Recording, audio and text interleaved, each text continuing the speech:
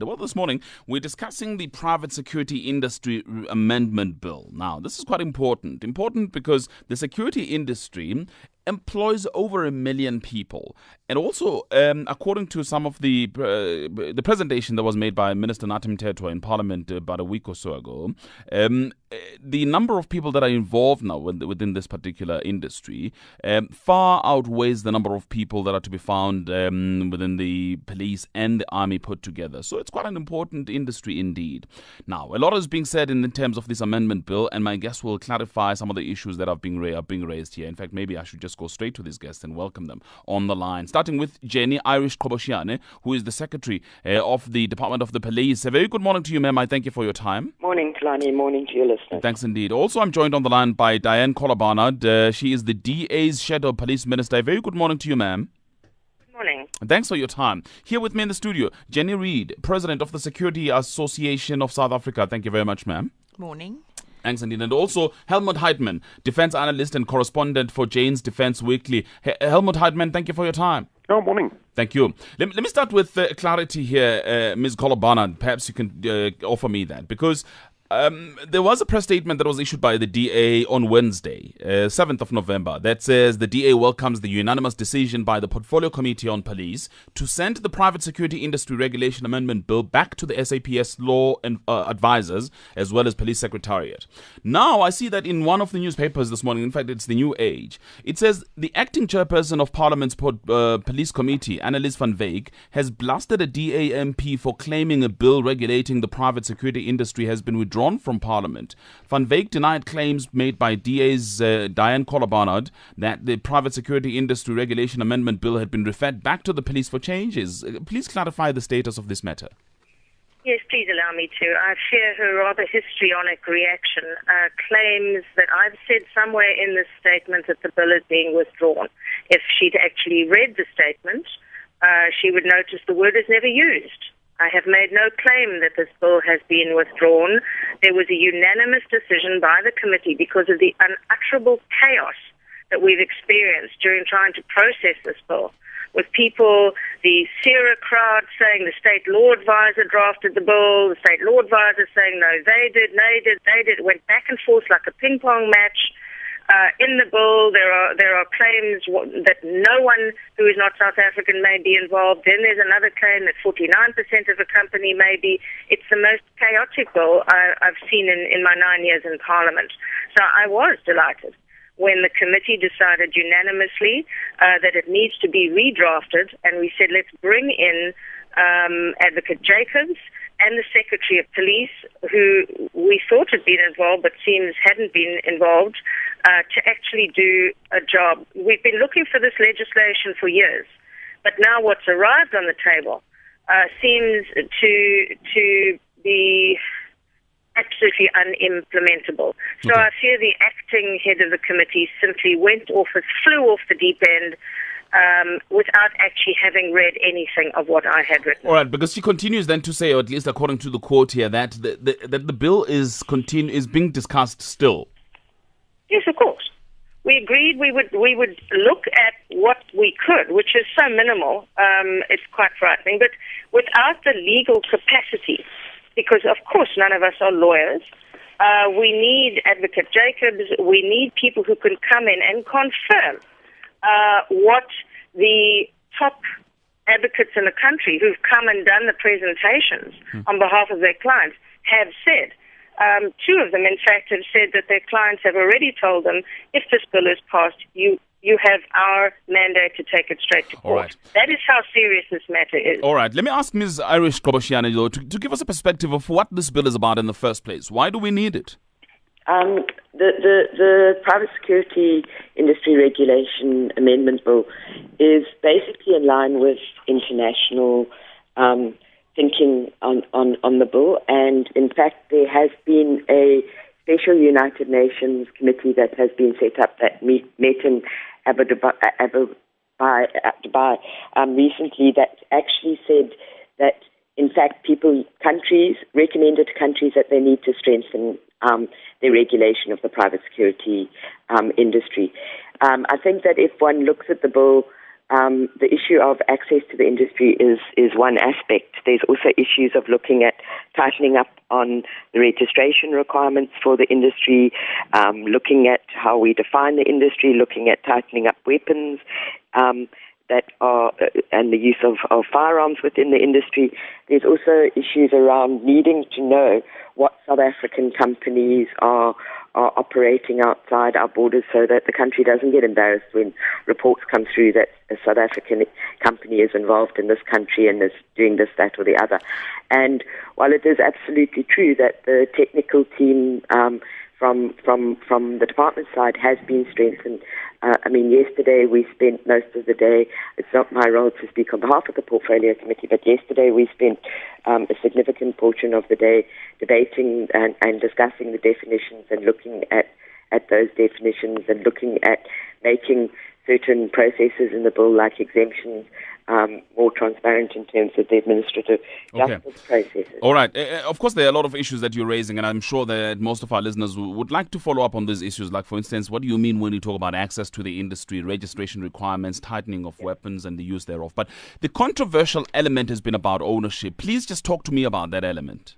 Look, I think that you need to also put this issue of ownership into an international context and not see it as something which South Africa is knee-jerking to, but which other countries just don't pay attention to. We basically, earlier this year, did a research project as the Civilian Secretariat for Police, looking at other countries' position in terms of ownership and access to the industry. And we looked at 14 different countries from our research, and those countries were European countries, South American countries, and some countries in Africa. And of those countries, of those 14 countries, at least 5 of those countries limited access only to their citizens. Another 8 of those countries limited it only to EU citizens, so it wasn't outside. So I think that we need to look at this clause very carefully and the implications of this clause, and we have acknowledged that. But we also need to contextualize this in an international context. It's not as if South Africa is going this route and it's out of line with what other countries are doing, but obviously we are engaging with the portfolio committee, with the submissions that have been made, and with other government departments to make sure that we are very clear on what we're doing. But the premise of the clause is that foreign ownership poses a security risk in the country. Is that what it is? Look, I think that all countries have recognized that you have an industry, and in South Africa, if you look at the number of active guards, you've got a figure of nearly 2 million registered, but of those, over 427,000 are active. Now, a significant number of those guards are armed. Now, we need to make sure that basically that means that the number of private security guards outstrips any of both the army and the police, and that is exactly why different countries around the world have said we need to treat this as different to just an ordinary investment. We need to protect the state, we need to protect the public, we need to protect everybody in this, and that is why a number of countries, as I've mentioned, have looked at the issue of who is allowed to access and the industry and operate the industry. Yeah, but again, I think what I would like to understand from you is in what way does it pose a security risk to the country? Are you talking about perhaps spying for foreign governments and those kind of things? Well, it can be, but it can also be interests of people that are not necessarily the same as South Africa. If one looks at examples of what is happening in Pakistan at the moment, for example, they are seriously looking at the withdrawal of foreign countries because they are not convinced that those countries are operating in the interests of Pakistan or whether they're operating in other people's interests. So that is a factor. But there are also examples in other countries in Africa where private security companies have actually fed into conflicts because of them basically operating in the interests of their clients as opposed to the public interest. And all of those factors are not just about the state's interest, but they're also about the interests of the public. Sure. But is there a prima facie case, at least in this country, that could be happening, that the foreign owners already involved in this sector may be abusing their ownership for the benefit of foreign governments?